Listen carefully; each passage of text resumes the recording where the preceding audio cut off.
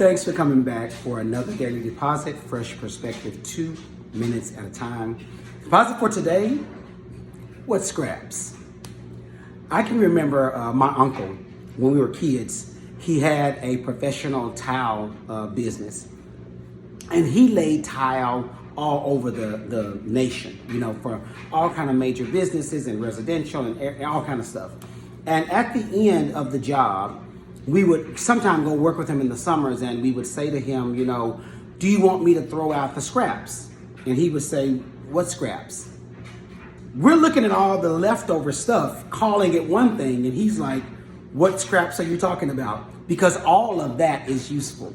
And so he would take those leftover parts, right? Those scraps, the part that didn't fit in the current job, and he would make them fit in another job, or he would break them up and make these little motifs and put them in the tables. And he did all this great stuff with what we thought was trash.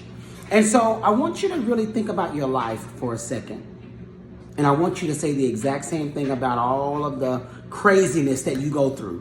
What scraps? People say, you want me to help you get rid of that or forget about that? That's not a scrap to me. If I went through it, I have a plan for it in my life. And if I don't, I'm going to make a plan for it, right? All the hurt, all the adversity, all the heartache, all the difficulties, don't let anything in your life be called scraps, right? When my uncle finished up a job, he said, listen, I got a plan for every piece of that.